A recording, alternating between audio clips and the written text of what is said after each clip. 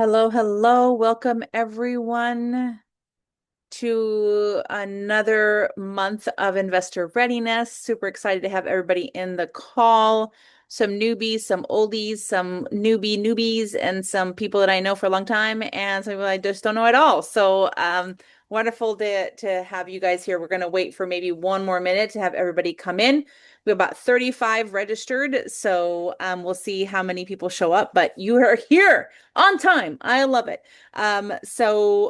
This is a part of the investor readiness series every single month that I do. And basically, we take on all of the, let's say, founders that are coming to meet me and see me and ask me questions about investor readiness, and basically have a workshop that kind of does what they are being challenged with at that time.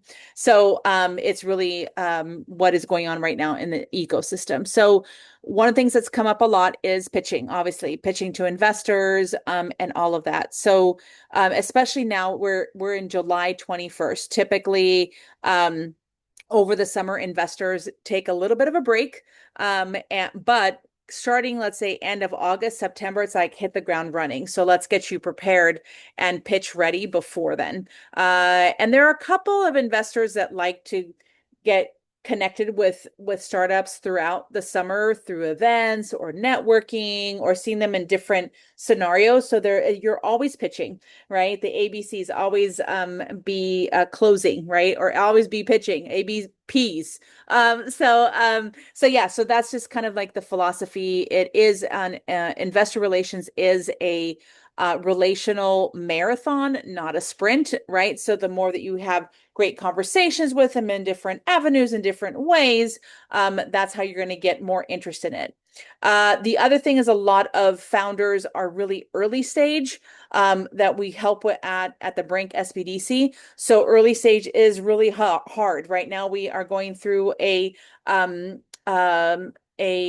exit drought for most early stage angel investors. They have not received their exits from, let's say, investments that they invested in 5, 6, 7, mine are like almost 15 years, some of them. So we hope that they exit, but they have not, right? So a lot of early stage angel investors are a little bit more hesitant. So they're going to have that longer tail to get you in front of them. Hence, pitching is important, and how to pitch it. How do you tell your story? So with that, I wanted to have an interactive session with all of you today.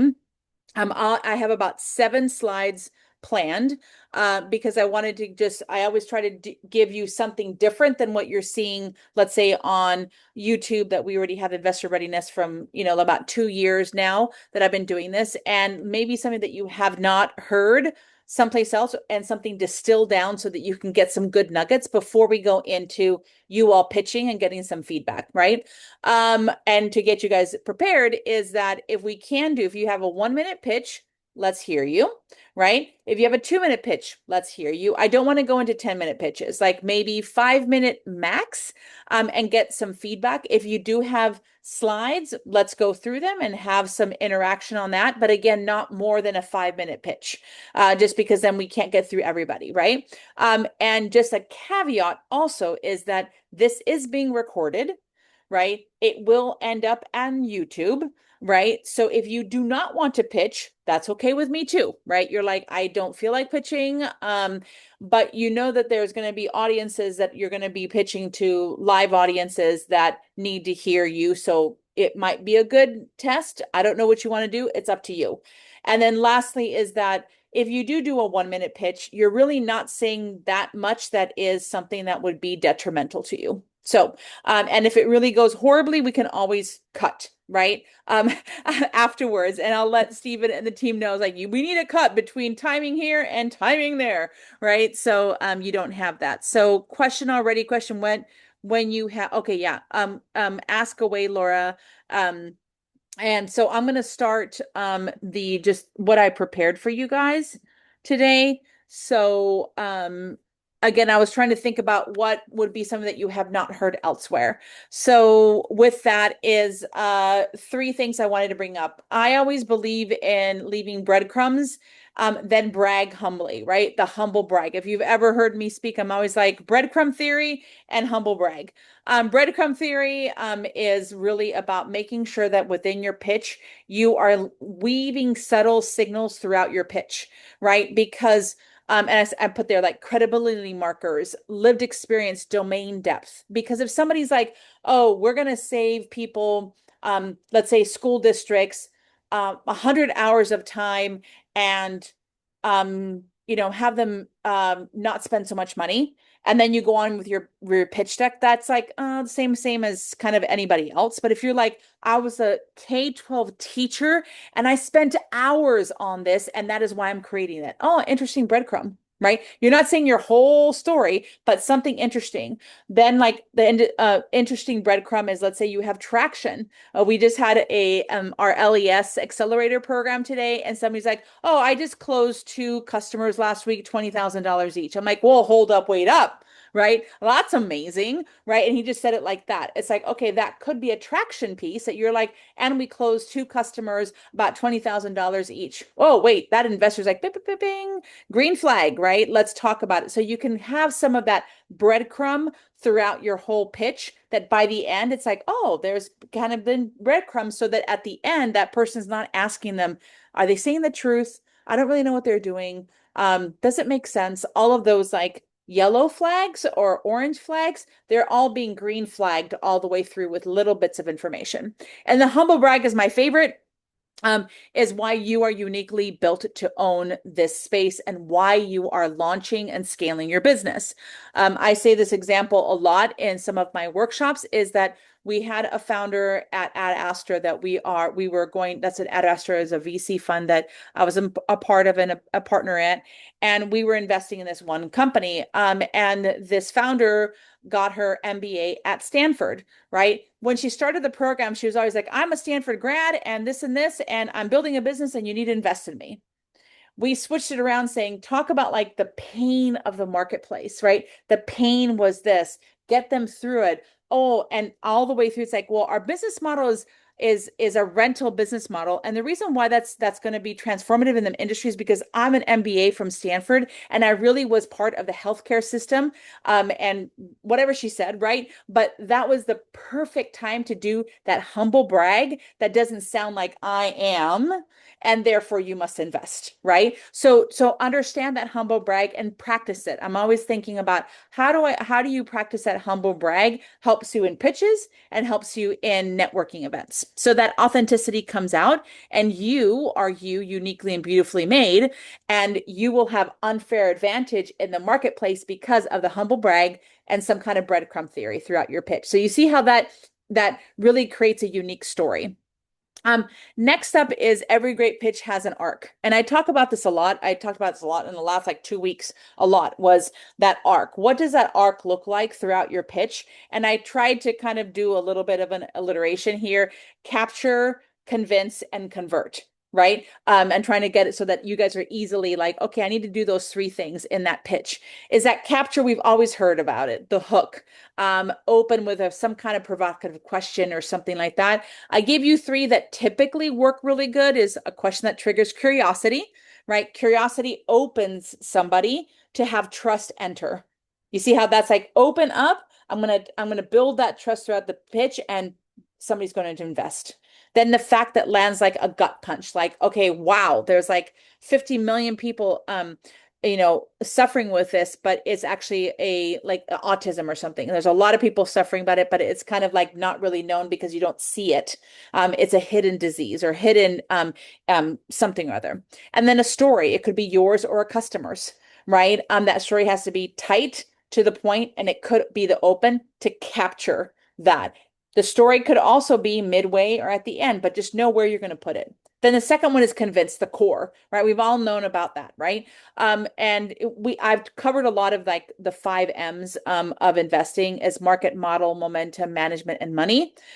So you want to cover all of those. Again, in a 1 minute, you might not cover all of them, but you'll have to be confident in the two or three things that you're sharing, right? Whatever is most salient at the time that you're pitching.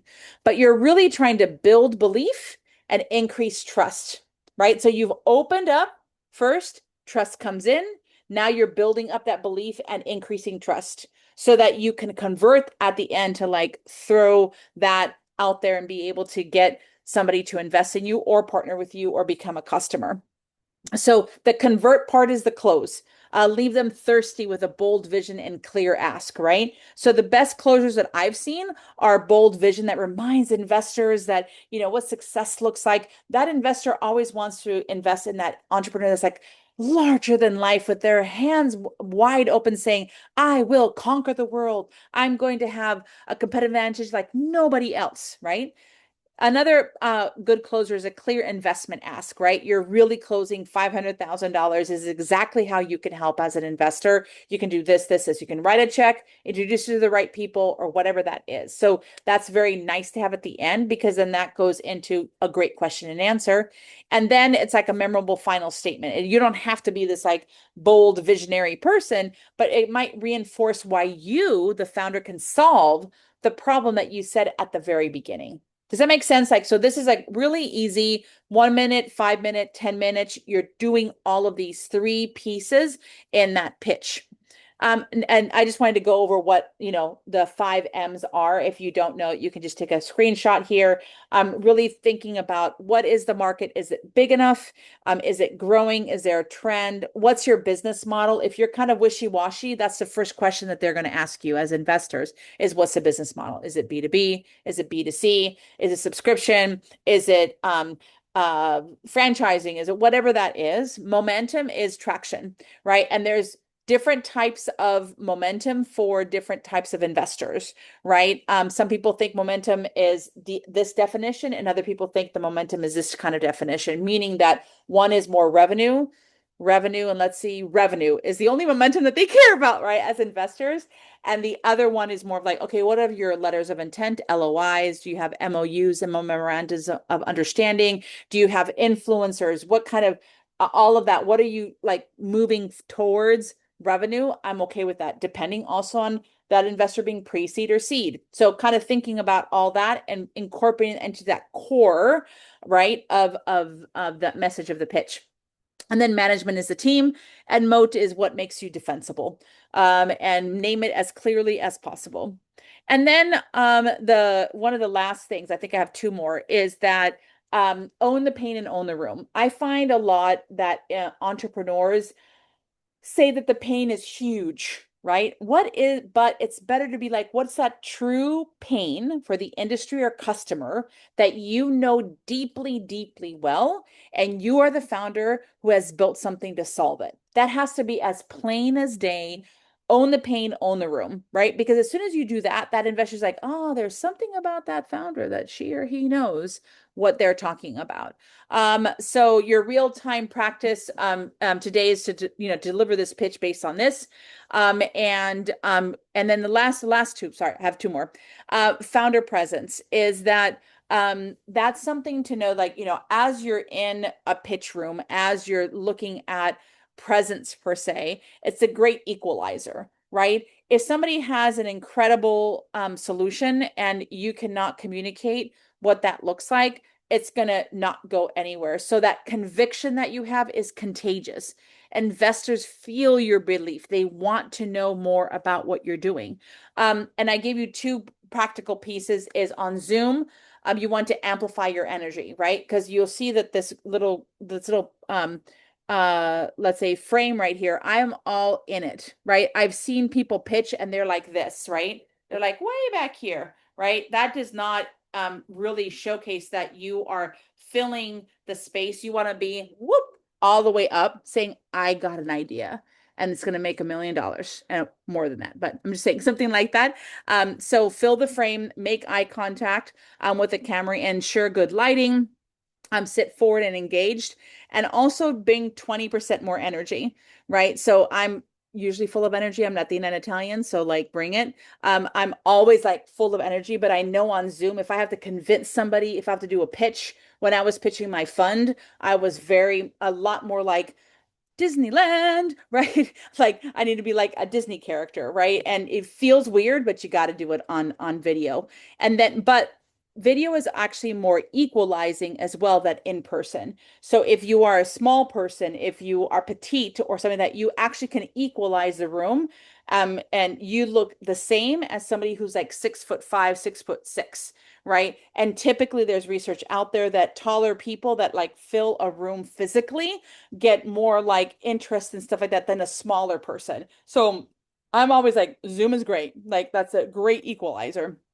And then in person, stand tall, move with purpose. If you've been in theater, use those skills, right? Channel that nervous energy into confident physicality, right? And I always say, like, use your hands, use your posture to say, I'm going to increase the market. I'm going to increase my revenue. I'm going to talk to this person and that person. So that means that there's two people or that there's three customers because I'm B2B. And the three are, one is incredible. Number two is this, number three. You can really kind of pace yourself and pace that investor knowledge of what you're pitching to them with physical things. So the presence also is permission for others to trust you. If you believe it, they will too. And lastly, I know this is my last one. A lot of people ask me, especially in the last like 2 weeks, is why is pitching like, does it even care? Right? Like, should I even pitch? One of the things is this like pieces of influencing the judges, attracting investors, recruiting talent, and converting customers. Because when entrepreneurs are like, oh, I'm not getting the like likes from investors, I'm not getting the follow-on conversations, is that those investors that are hearing you pitch, they want to know that you are really, really good because you can command a room. You can attract the right investors. Their $10,000 check or their $20,000 check does not mean anything if you cannot like attract them, all of them, for your round that's a $500,000 round. So that attracting customers as you're pitching, they're like, oh, he or she can attract other investors to fill their round. I'm okay. I will get through this. Recruiting talent. If you're gregarious and you're good and you're able to attract and influence, right, talent, you're going to inspire a world-class team to actually be part of your startup. That's what investors are also looking at. And then converting customers. If you can convert an investor to go from 0 to 1 and write you a check because of your pitch, you will be able to convert customers, period. Right? It might take you a little bit of time to like, okay, what is my narrative to talk to that customer? Granted, but you're showing that investor that you have that gravitas to be able to talk to those customers. And I'm just kind of finishing this off saying that pitching is a founder's superpower. And you want to demonstrate your leadership and persuasion and your storytelling through, let's say, how you're pitching it and your company's trajectory. So investors are betting on your ability to sell, right? Sell. And you're going to sell in that exit as well. That's going to return money back to them and to you. The only way that they're going to get money is if you sell, right? Merger and acquisition or going IPO or, some other way, right? But that's how they get back their money. So if you can convince them that you can sell, you're going to be able to exit. That's important. Like you think about the exit right now, right? As you're starting off your company. So, and this is the first proof point that you can do that. It's the great pitch, right? The great pitch that you're going to do, the 1 minute, 2 minute, 5 minute. So hopefully this kind of helped you understand why this is important, right? Not just like this is the pitch that you have to do, and this is all the slides. It's more of like the why and like just arcs and structure. So with that, oh, great. Let's see. Oh, if you pitch and receive feedback, please feel free if you would like to pitch to cut the recording. You have to send an email to Stephen. Thank you, Stephen. Any advice, Laura said, for those of us that don't fit the tech bro archetype when trying to connect, other than just mimicking tech bro speak? Thank you for the question. I love hard questions like that. So I think that it's not just even tech bro archetype, but um investors don't share in revenue prior to exit. No, they do not. Um, so that's why they want the exit, right? So only if you're like an LLC or like they're doing revenue-based financing or you're doing some kind of like Kickstarter, you're going to get something back. That's the only time that they do, but that's like alternative capital investing. But the typical capital investing of angel investors and VCs, they're only going to get their money back if you exit, right? That's when it happens. There might be other ways that, let's say, a VC buys out all the rest of the investors in like series A or B. So that's the other option, but that's basically an exit, right? It's not like revenue. Okay. So yeah, I love this question. So a lot of people don't fit the archetype of a typical founder. Like that's just like all a lot of people do.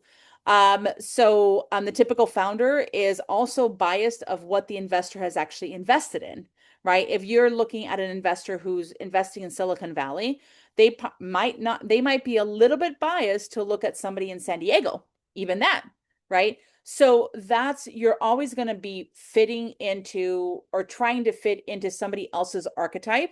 And it's usually pattern recognition that is like playing with that, playing havoc on that. And that pattern recognition can be geographic, it can be gender, it can be all different types of things. So the more that you can be as unbiased as possible, that you're like, look, this is the traction that we have. This is what we're building. This is a solid business plan that looks the same as another investment that actually could get an investment and make a lot of money. That's where that you can let's say neutralize that bias in the room, right? So the only way to basically fix those types of things is you can't fix that person. They have a bias. Everybody has bias. I'm not saying anything bad about anybody. It's more of like everybody has bias. But if you can neutralize your pitch as much as possible, then you have a better chance of going forwards and having the next conversation with them and the next conversation. It is a relationship build, not a sprint. So hopefully it's like a clear but not clear answer. How about that? Is so and then yeah, there's a lot of answers to that too, right? So Laura, there's a new data that just came out that female founders that got most of their funding from female investors have a lower percentage chance to get the next round funded by a male investor, right? So that is just how it is out there. Some of the data sets that are out there for any kind of even age and geography is a huge thing. Know what's out there and say, well, how can I neutralize that in any way that I can move myself forward? So a lot of, let's say, even me as an investor, I always say, okay, if somebody's getting all of their investments from all female investors or everybody from San Diego, or like I work with a lot of like women in the Midwest, look at investors that are not part of that so that you can kind of neutralize that, saying, how do I get this varied part of investors that are part of the investor persona I want to be on the cap table so that I can be the best investment for them. I wanted to say one more thing, and it skipped my mind, so that it will come back to me. Yeah, I would love your thoughts on following up with investors if after your first meeting goes well and they have interest, but they don't respond after a few follow-ups, or if they give reason for not currently investing. Yeah, that's Sarah. That's hard, right? Period. Right. It's hard to plan for that and hard to like say like what is respectful or not. I always say like, respond back to them after 7 days, not like 2 days, right? So if you've already done like the 7 day and the 7 day, you're at 14 days. I might do like one more, but between the second and third 7 day thing, go on LinkedIn, see if you can comment on a couple of their posts. And if they're not active there, then that's a mute point. But kind of get in front of them somehow else. And then there's a final time that you can say, look, I have not heard from you. I will be putting you on my investor newsletter because they're not going to respond to you anyways. So you're like, I'm going to put you on my investor newsletter. If you have a problem with that, please let me know. So at least they're getting your information, but you're also informing them and being respectful of this like relationship that you're building. So, and then they start getting your investor things and they can unsubscribe or they can mute it or they can do whatever they want. But what if they keep it open? Right? What if, right? And so that's what I like that because I get a lot of investor like updates from a lot of the founders that I've, been in contact with, or I've helped pitch prep or whatever. I'm like, just keep me on your list. I like it because I'm out networking with other investors, and someone's like, "Oh, do you know a company in such and such space?" I'm like, "Oh, yes, I do actually. I remember that person." And I usually put out my phone and I'm like, I type in search blah company and I find the investor. I'm like, "Oh, they just sent me an investor update. Let me see if it's like clean, like I don't care about sharing." I'm like, "Oh, I'll just share it with you, or can I connect you with this person?" And they're active. I just got it last month, or got it 3 months ago. So it's a little bit of like um being top of mind with them. Does that make sense? Yeah. Okay, cool. And then Laura, and then we're gonna get people to pitch. So if you guys don't mind in the chat, putting down if you are willing to pitch, again, you will be recorded. And it will be on YouTube only if you do not want to be recorded, or you mess up, just let us know. Okay. Laura, your question, and then I'll go to the first person that says they want to pitch. Go Yeah, ahead, I Laura. had a comment to Sarah's question. I was going to ask you Yeah. for some feedback. So when I get to the point where I feel like I might need to be a little bit more aggressive, I usually try and say, "Hey, a fast no would really help me. If you're still yes, or it needs to be a slower yes, that's great too. But can you tell me either, because that still will help me be more successful in this start, in this fundraise." Great How point. how does that feel as the investor though to you, Sylvia? Um, to me, I like that. It's a quick note.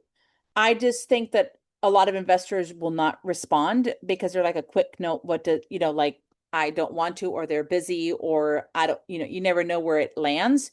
I just think that it's nice to communicate like this is um what I'm going to be doing, right? And but if I hear I know like a couple of entrepreneurs have kind of just kept on going with me. It was just like even if I said something like, "No, I'm not interested, I cannot," um, they kept on going, and I'm just Yeah. like, "You really can't do that, right?" So I just wanted to say like you're not doing that, obviously, but I'm just saying that that's the opposite side. Okay. Yeah, I think that um, yeah, the meeting goes well. Is I always do like to bookend things on LinkedIn, right? Saying like where I met that person, and then have that like for any entrepreneur, reach out to that investor, connect with them on LinkedIn. If they have a Substack or they have that, like connect with them. We're watching all of that stuff, right? So that's a little bit more of guerrilla marketing. I love guerrilla marketing. I'm like the best at it. It feels like, but it has to be respectful, right? So yeah.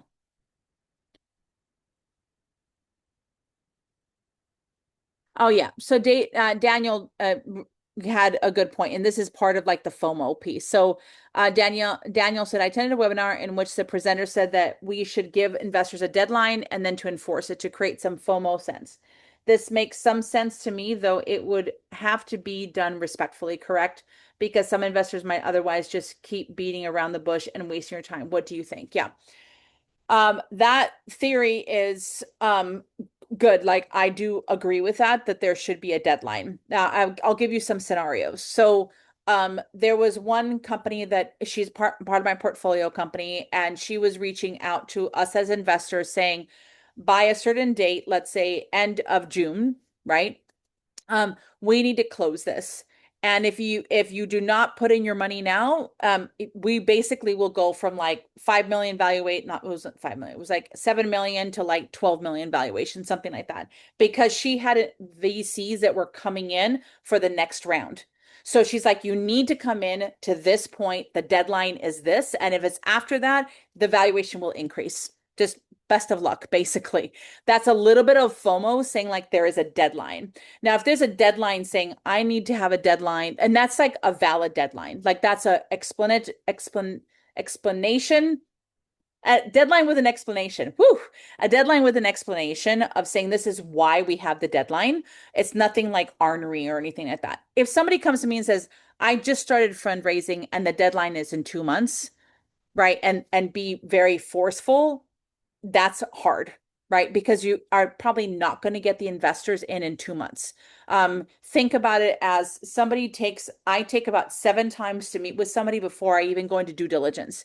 Due diligence is 40 hours for me, typically, right? Doing a due diligence report for myself or to co-investment others. So if you're thinking about that, that's 7 times, that's at least 7 days.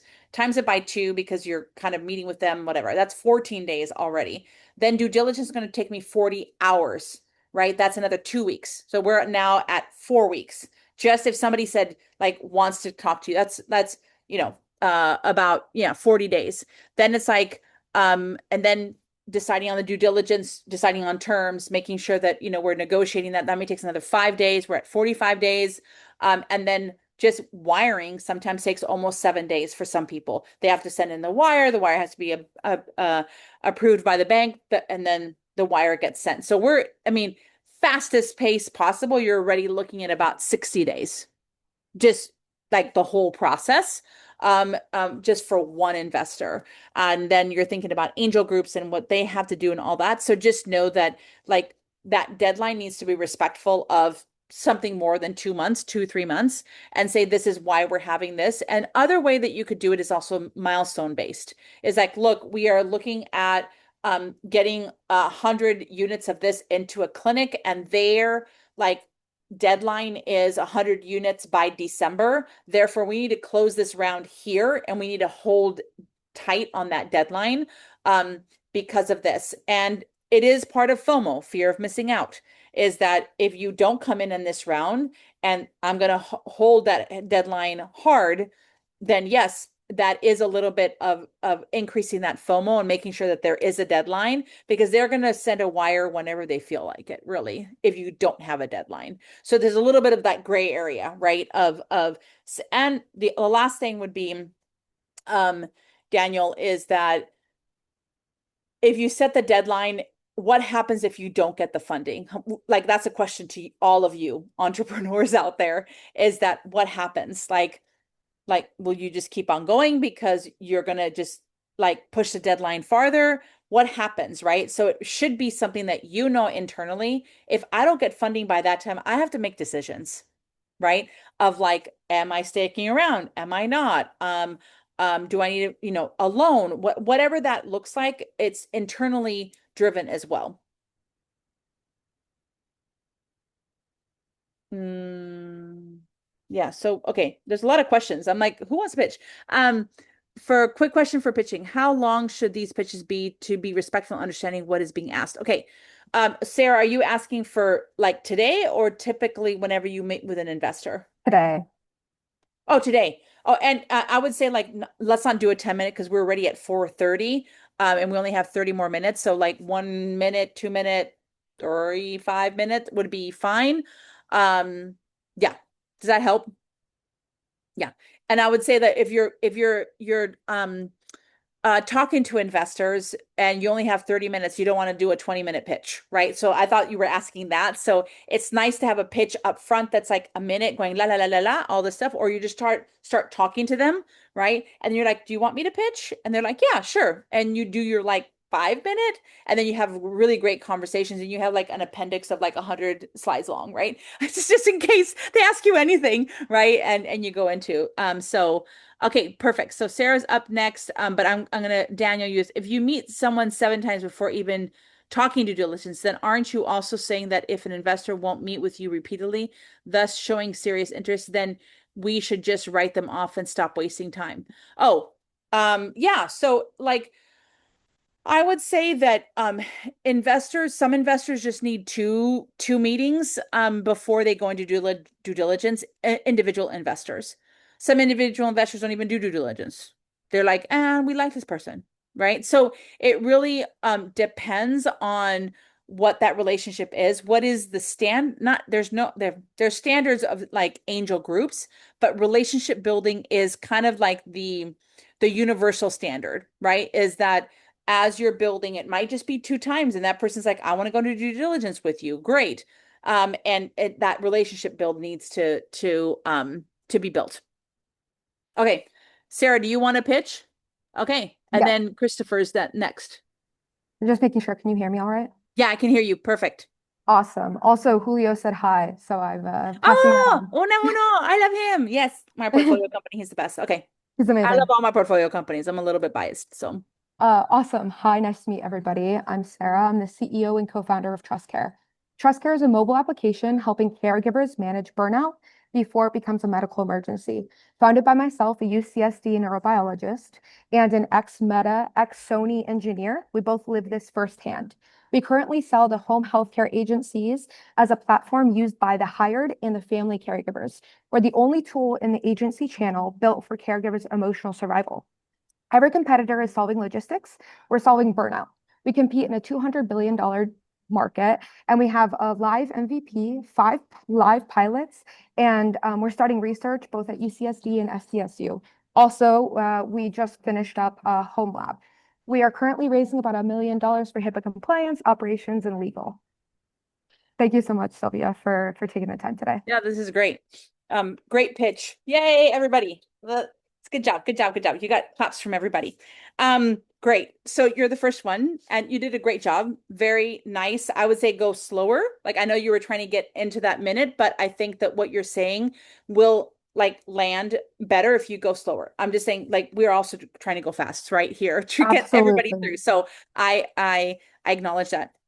What I hope everybody saw that she did a humble brag, right?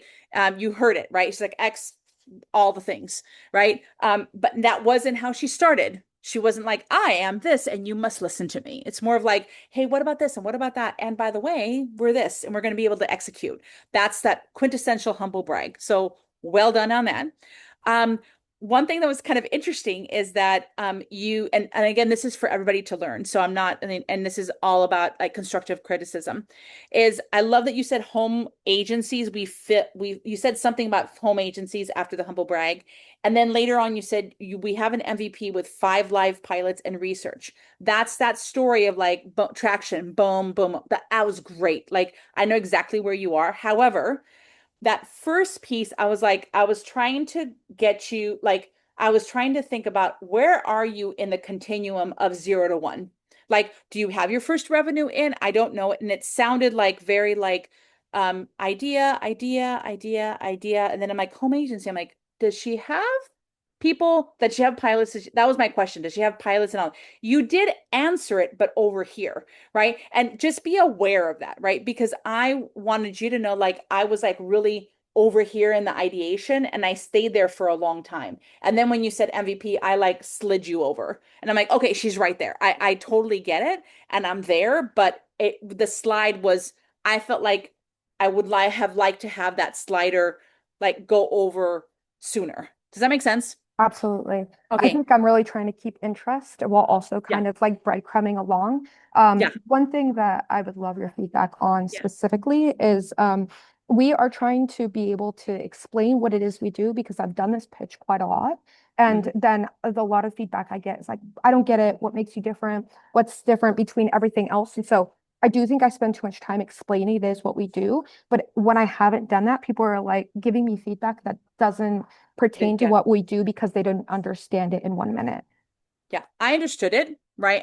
I close my eyes whenever I hear a pitch because I need to really focus in.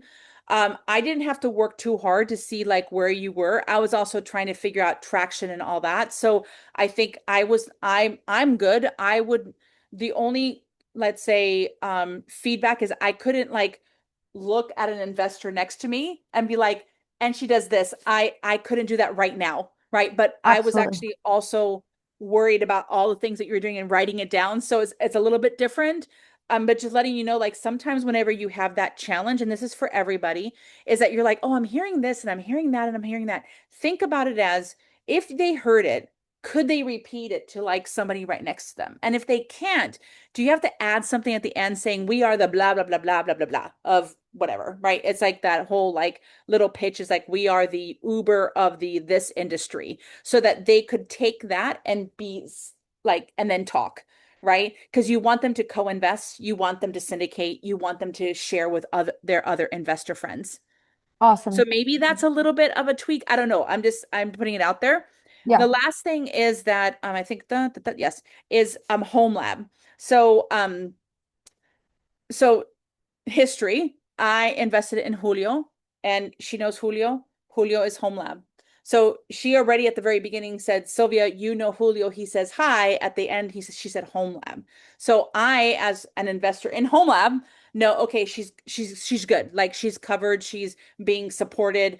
She's not gonna like die as as a startup because of like silly things. She's actually really being supported very well because she's gone through this accelerator. However, feedback to you is that yes, you did a great job of like connecting dots for me. You knew your audience, check mark, done, right? However, if you're doing that to other investors, they don't know what home labs is. Usually I describe it when I'm talking to people Okay, who don't okay, just know it. want to, yeah, So yeah, yeah, thank you. yeah. I appreciate So that. that's just like a little bit like if you're a part of Home Lab or any other accelerator, it's beautiful. Like all accelerators are amazing. I've created 5 of them. I love them, right? I'm like the junkie.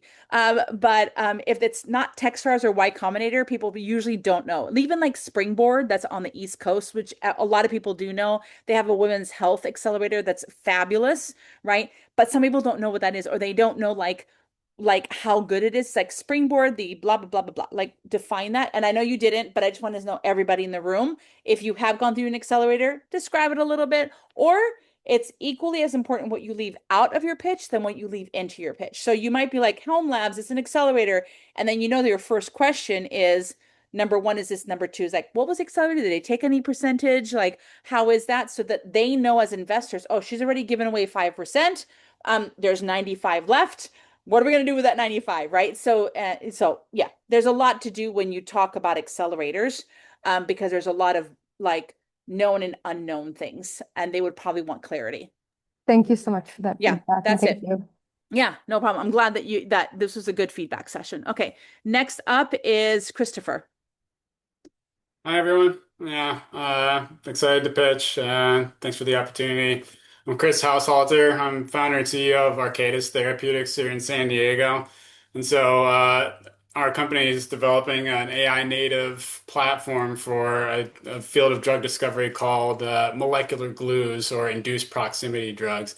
So this is a very exciting and emerging field within drug discovery, but it has a key pain point, which is that most of discovery is serendipitous, or that requires this what's called, brute force high throughput screening in order to discover new chemical matter for new drugs. So our company is developing this platform to solve this by generating an AI native platform for predicting novel protein-protein interactions that govern how molecular glues work. So that's it in a nutshell. I'll leave it at that to not get too technical. So currently the architecture is built. We're currently validating the platform across benchmark validated clinically validated targets within the oncology space, and we've received some traction already as far as business development with potential strategic partners here in San Diego, local biopharmas that are willing to accelerate Arcadis. And so our business model is taking that platform and translating into a portfolio of assets that could have tremendous impact within oncology, but then eventually expand across different therapeutic areas to have potentially billions of dollars of impact across, different licensing, research agreements, or, a potential acquisition downstream. Our ask right now is for our, pre-seed or angel investment of $1 to $3 million to fully establish the platform, validate and develop our key assets, and to secure our IP position. So, with all that said, yeah, I'm happy to take some feedback. Great. No, great. It takes a lot to like pitch into a little camera. So well done. I loved it all. A couple of different things. You're doing a very technical pitch, so I know it's hard. But when you said not too technical, I would just yank that out, right? Saying like you need to be able to, and I know like it's like you were trying to like say it out loud. Um, like make sure that you know how to talk about molecular glues in a way that is not technical, and then you move on, right? Just move on, because what the beauty of it is that if somebody is technical, your first question is what? Technical, right? You leave out that, right? Enough to like whets some curiosity, right? But it's like, okay, so then that first question, that first question. If you leave the technology in that little bit that you have, and then it's more of like a business investor and not very technical, their first thing is like, oh, licensing and all that, because I don't understand this technical stuff, but I really, really care about the business. So by doing something like that, you're able to really like hone in on that first question that's going to be asked to you. I love that. I love being able to have entrepreneurs know typically what your first two questions are. Like that's my favorite. It's like, okay, what are your first two questions? And let's practice that, because you're going to leave that out, right? And make sure that there's like a follow through. One of my portfolio companies was like beyond amazing at this. It was Tot Squad. So they were having these the kids' car seats and being able to like clean the car seats. And of course, and she was like, "Oh, I'm amazing. I'm at Target. I'm doing all this, blah blah blah." She knows the first question is like, "What's like the insurance of you cleaning these car seats and stuff?" She knew that. She always left it out of her pitch because that was her first question. And she has a beautiful slide that walks somebody through it for like a minute, but she's not going to take the 3 to 5 minutes that she got as a pitch. And she knew exactly what they were going to ask every single time. So that's like a little bit of like your stuff as the technical aspects of it. That first question is going to be technical. So I love that. That's my first thing. I love that you said platform. Always a platform play is better than, like you were saying, a couple of different things. Like, and I like the platform, but I would say the platform equates what? Like, I know I just wrote down AI. I didn't write down anything else because I was like, okay, AI and what else? I don't know. I know molecular glues. Got it. My PhD is in molecular biology. I got you, right? I did too many protein stuff and too many columns. I'm done with that. 7 years of it, I'm done. But like, I think that that's where that was good, but I would just be polished on what does that platform equate? Because an investor, I've had conversation on like pitches that at the very end of judging a pitch, I don't even know what it is. I think it's like a battery that they were talking about, but I have no idea because they never said we are a battery company. I know it's like simple and stupid, but like investors are sometimes that way, right? We just need to know. So like I would say that that's another feedback. Opener, I think you could do better on your opening because you have so much going for you. And I want to see that, like, what is it that is like larger than life? Is it that you're trying to save lives, or is it like more of like, drugs need to be out in the world, like, and they're not because there's not enough protein interaction opportunities. Therefore, drugs are not like let's see, experiment on too much. Whatever that is, I want to know what that like, why you're doing this, right? Either somewhere, right? It could be in the opener or the closer.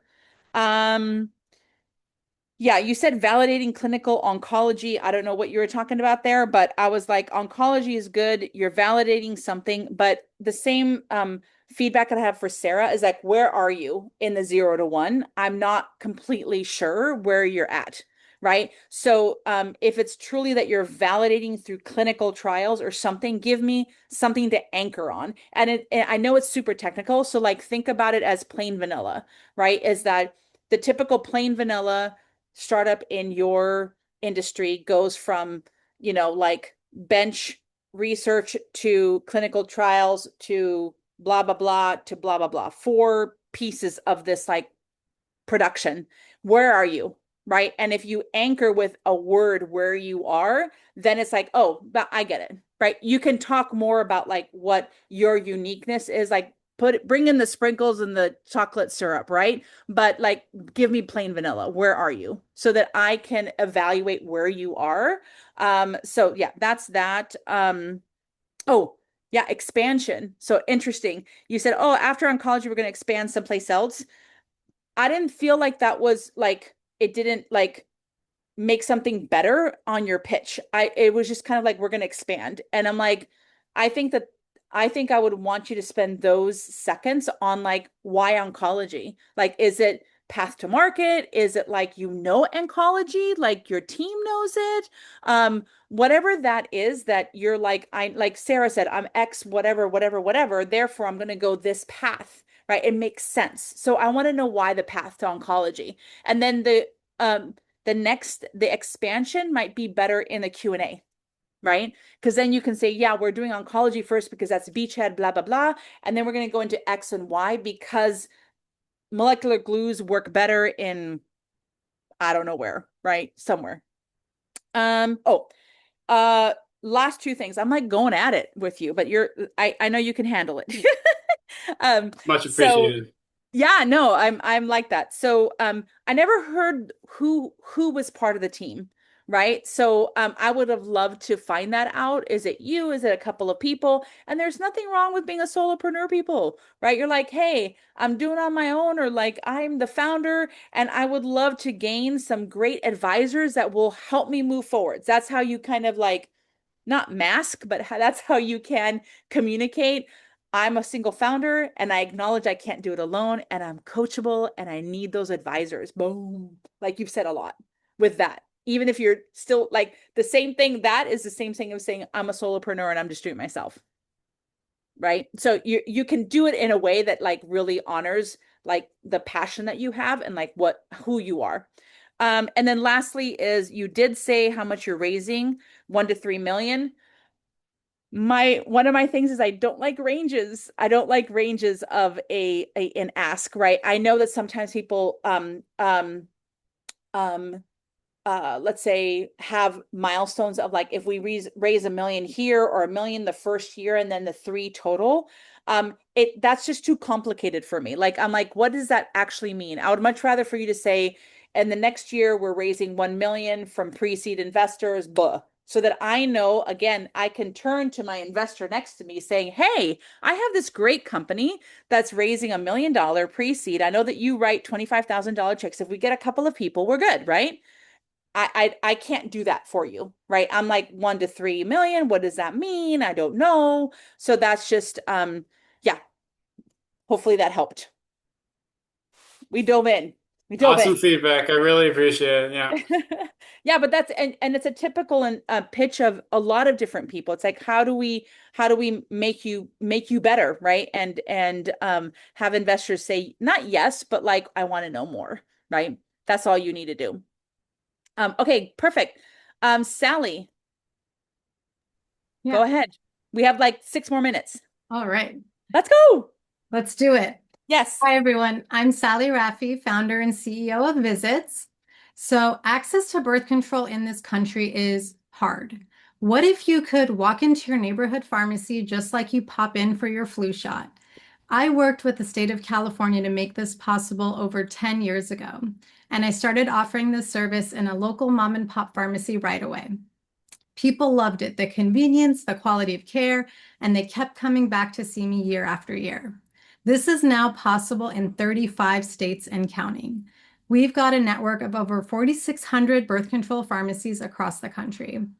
And that's just the tip of the iceberg, less than 10% of all pharmacies.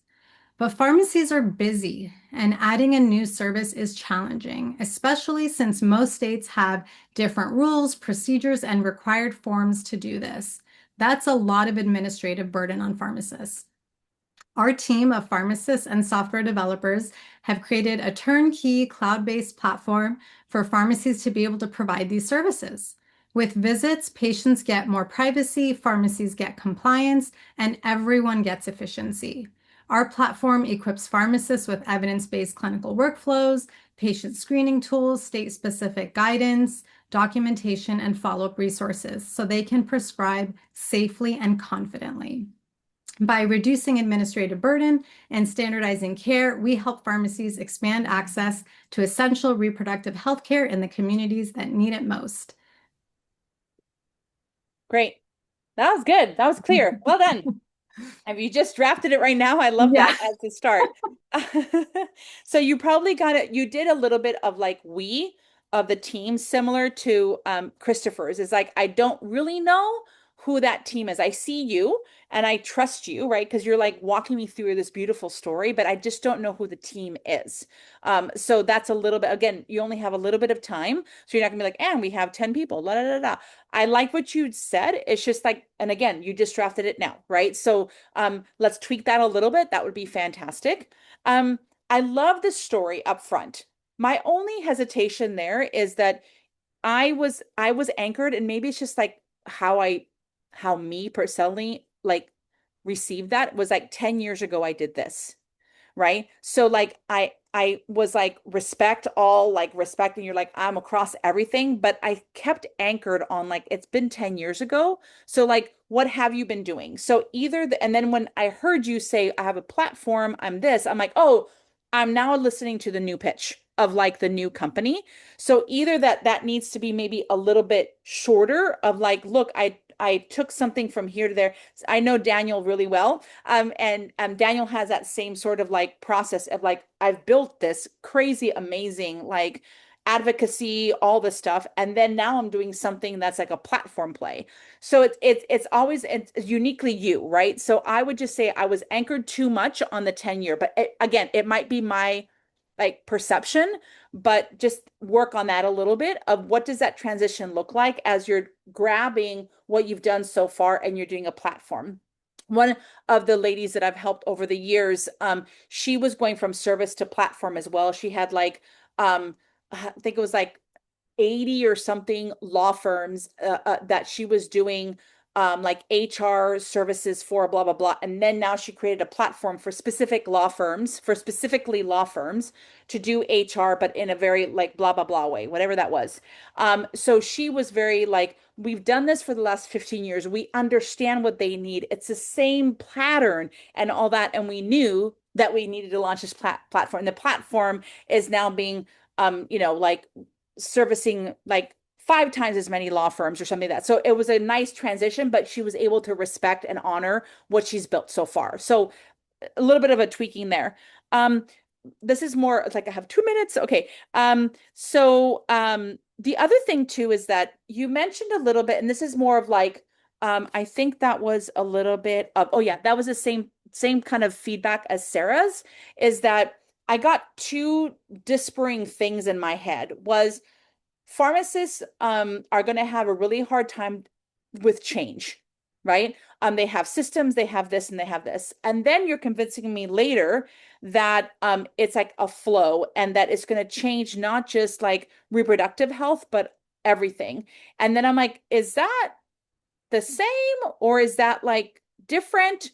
And you're saying that you need to change it a lot, but at the very beginning, they're like, you don't like change. So that's like a very high level, like it's not tactical. I don't know how to fix that, but there's something there that I was like, wait a minute. And I would want you to explain it, right? So you did a good job of like drawing me in, and I would probably ask you that of like, I don't get it. Like, what's the disconnect here that I'm seeing? It's my fault. But like, I would say that it could be a better way of thinking about it. And when I was thinking about that, I'm like, wait a minute. Is it more of like is it a beachhead that is the women's reproductive health? And then you're going to go someplace else? Or is it like you're doing reproductive health and that's good for anybody? Like I don't know where that is, and that's very intriguing to me. But that should be something that is defined to me in the pitch a little bit more, right? Because it's too curiosity. There's too much curiosity there, and then I'm jumping to conclusions. And you never do want to do that as an entrepreneur. You want to be like, and this is why we're doing this, and this, because you don't want them to make like their own assumptions. Does that make sense? It does, yes. And I think I wrote this, and one thing I was trying to center is who am I talking to? Because Yes. I'm not actually pitching to investors. So it's more like grant Mm, funders and just yeah. a general pitch to you all to get you excited about what we're doing. I love it. I love it. Well, we're out of time. You guys did an amazing job of pitching. And you probably heard that like they did not say that much about their technology. It's not like somebody's going to listen to this and be like, I'm going to do it too, right? It's starting off, it's execution that makes it so that you do launch and scale. You guys did really good on your pitches. And I'm proud of all of you. Again, the Brink SBDC is here to help you. This is one of the workshops that I do on a monthly basis, but we have advisors that can help you one-on-one to craft that pitch better. So if you have an advisor, meet with them after this and say like, hey, I practiced or I heard somebody practice and like, can I walk this through, and am I thinking differently? Do I need to think differently? Can you give me any feedback? So hopefully this was instructional for you, and we'll see you actually next month and the next Investor Readiness. So thanks everybody. Thank you Bye. so much. Thanks so much.